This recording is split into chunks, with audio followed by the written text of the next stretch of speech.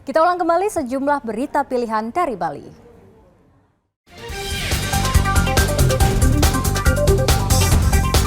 Sejumlah siswa dan orang tua masih menemui kendala dalam pendaftaran PPDB daring.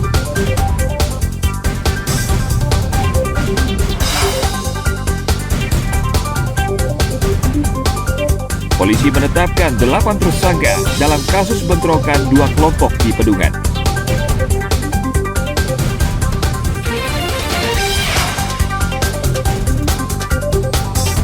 Kecelakaan bus pariwisata di Pacung Baturiti mewarnai rangkuman berbagai peristiwa sepekan.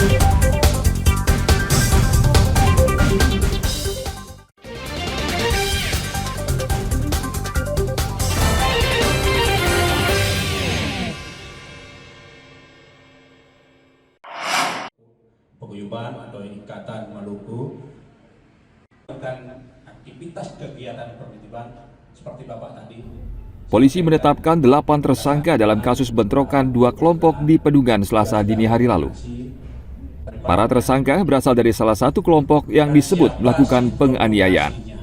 Kedelapan tersangka hingga kini masih diperiksa petugas. Kembangannya sudah kita kembangkan, yang tadinya kita mengamankan satu pelaku yang alias John K atau kemudian ada 2 lagi pelaku yang kita kembangkan, kemudian dari 2 pelaku itu dia mengembang menjadi 8 tersangka yang sudah kita tetapkan sebagai tersangka. Pasal yang dikenakan apa untuk menyerat mereka itu? Pasalnya yaitu pengeroyokan dan perampasan.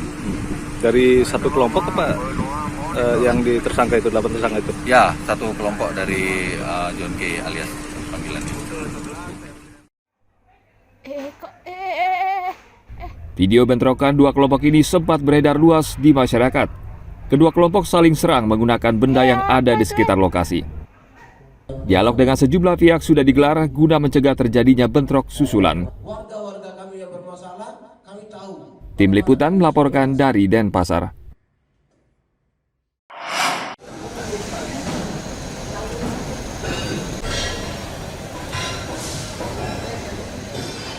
Sidang kasus korupsi dengan terdakwa mantan Bupati Tabanan Diputu Eka Wiryastuti kembali digelar di Pengadilan Tipikor Denpasar Kamis kemarin.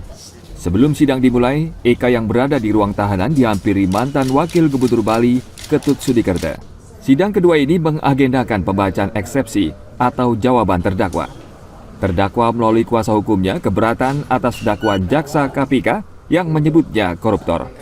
Dakwaan jaksa juga dinilai salah sasaran dan tidak cermat.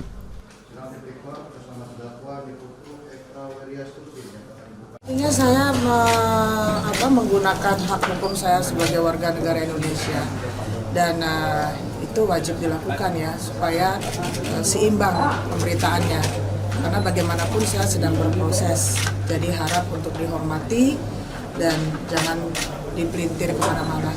Karena saya di sini selaku pribadi, jadi jangan dihubung-hubungkan dengan partai manapun ya. Saya pribadi, saya berjuang pribadi, saya berjuang sendiri demi nama baik saya. Dan sekali lagi Satwam Eva Hidayati, oke? Inti daripada nota keberatan kami itu ada 3, ya.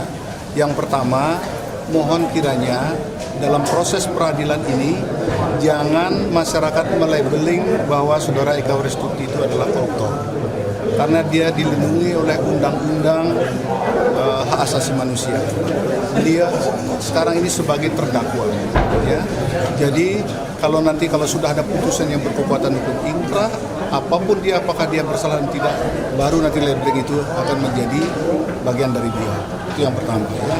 Lalu yang kedua, terhadap tuntutan dakwaan jaksa, itu yang pertama adalah error in persona, ya.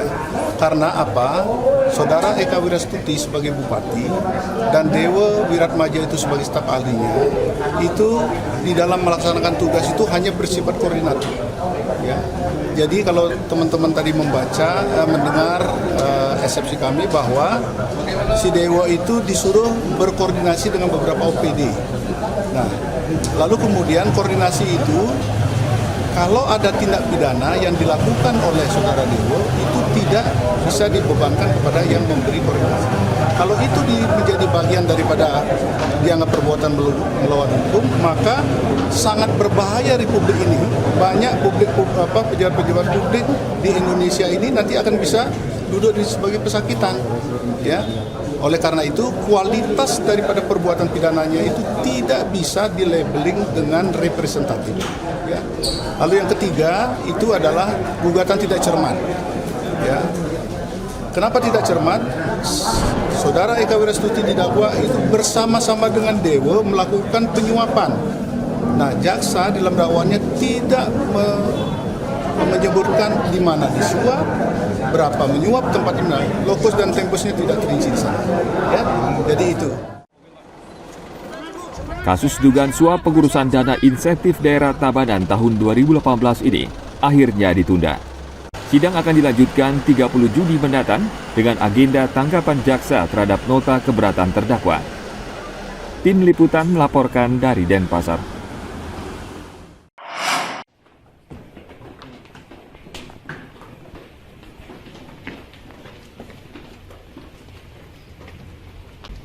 Kejaksaan Negeri Singaraja akhirnya menahan Nyoman Wirawan, Ketua LPD Desa Anturan, Rabu sore lalu. Nyoman ditahan setelah ditetapkan sebagai tersangka dalam kasus dugaan korupsi LPD Desa Anturan senilai 151 miliar rupiah lebih. Sebelumnya ia diperiksa jaksa penyidik selama hampir 6 jam. Tersangka kemudian dibawa ke rutan Polres Buleleng dengan menggunakan mobil tahanan Kejari. Nyoman akan ditahan selama 20 hari sambil menunggu proses hukum selanjutnya. Mengambil sebuah sikap untuk melakukan upaya penahanan terhadap tersangka selama 20 hari ke depan dari tanggal 22 Juni 2022 sampai dengan 11 Juli 2022. Penahanan karena satu, takutnya yang bersangkutan akan melarikan diri, dan yang kedua takutnya menghilangkan barang bukti. Itu yang kita, pasalnya masih tetap pasal 2, pasal 3, pasal 8 atau pasal 9 Undang-Undang 31 tahun 99 dirubah Undang-Undang 20 tahun 2021 tentang pemberantasan tindak pidana korupsi. Penasihat hukum tersangka menyatakan Nyoman tidak melakukan perbuatan yang merugikan negara. Ingat, pemerintah cuma 4,5 juta. Itu uang masih ada di tabungan, nggak ada kerugian negara. Kan kita harus fair dalam proses penegakan hukum. Saya akan lakukan upaya hukum sesuai permintaan klien saya. Ya, bisa jadi tadi saya dibisik-bisikin, Pak pengacara mohon lakukan yang terbaik. Bila perlu mengadu ke presiden. Tersangka dijerat dengan Undang-Undang Tindak Pidana Pemberantasan Korupsi dengan ancaman pidana maksimal 20 tahun penjara. Kasus ini muncul setelah tersangka diduga mengelola keuangan LPD secara tidak transparan. 12 sertifikat tanah aset LPD dicantumkan atas nama tersangka. Tim Liputan melaporkan dari Buleleng.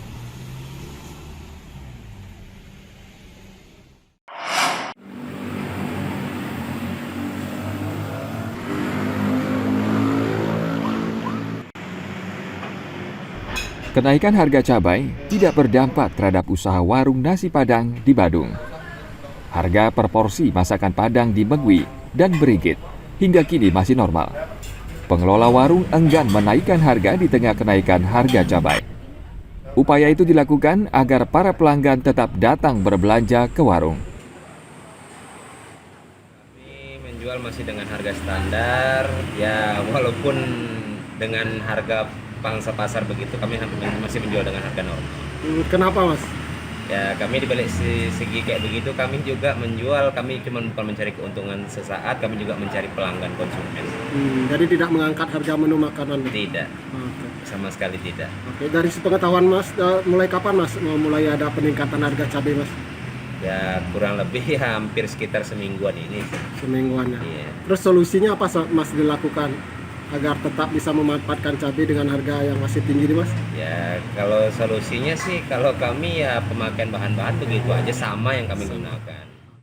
Kalau mempengaruhi pasti mempengaruhi lah ya, apalagi kenaikan harganya lumayan tinggi kan dari biasanya gitu. Tapi kalau untuk ininya sih kita untuk harga sih kita belum kita naikin ya, masih stabil ya, kita masih berusaha aja sih untuk menstabilkan harga. Semoga untuk harga cabainya di pasar bisa turun dan normal kembali sih. Tidak rugi Mas jika harganya masih tetap harga menunya Mas? Kalau rugi sih masih untuk sampai kategori rugi sih enggak ya, karena untuk penjualan pun alhamdulillah masih bagus ya gitu. Cuman ya yang biasanya untungnya mungkin sedikit lebih banyak ya sekarang mungkin tidak. Pengelola warung menyiasati kenaikan harga cabai dengan menambah stok saat harga turun. Mereka meminta pemerintah bisa segera menurunkan harga cabai agar tak mengganggu usahanya. Agung Gede Agung melaporkan dari Badung.